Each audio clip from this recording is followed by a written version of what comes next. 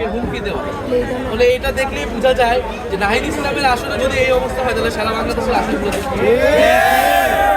এটা করে আসলে আমাদেরকে দমাতে পারবে না। মানুষজন এটাতে আরও ক্ষুব্ধ হচ্ছে এবং মানুষজন আমাদের পক্ষে আরও বেশি নামতেছে এবং মানুষজন আসলে এই ধরনেরগুলো ভয়ভীতি তোয়াক্কা না করে 12ই ফেব্রুয়ারি ভোট কেন্দ্রে আসবে এবং ইনশাল্লাহ 11 দলীয় জোট এবং শাপলা কলেজ এইখানে বিপুল ভোটে আমরা এখানে আমাদের পক্ষে আমরা ফলাফল পাবো।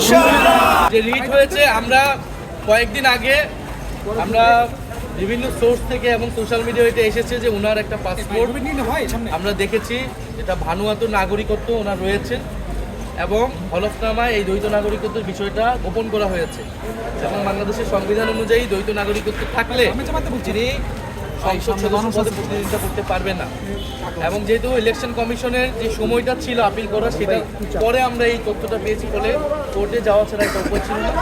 ফলে এই এলাকার একজন শুধু প্রার্থী না, এই এলাকার একজন নাগরিক হিসেবে, এই এলাকার একজন ভোটার হিসেবে আমরা সংবিধান লঙ্ঘন করতেছে বা আইন লঙ্ঘন করতেছে এরকম একজনকে আমরা আসলে মনে করি না এই এলাকাতে জনপ্রতিনিধিত্ব করতে পারবেন। ফলে আমরা এই জন্য কোর্টে গিয়েছি যে বিজ্ঞ আদালত এই বিষয়ে আরও অনুসন্ধান করে তারা এই বিষয়ে যে আইন রয়েছে সংবিধান অনুযায়ী তারা রায় দেবেন এবং আমার পক্ষ থেকে আমাদের আইনজীবী ফোরাম যারা রয়েছে তারা এই বিষয়ে কোর্টে রিট করবে।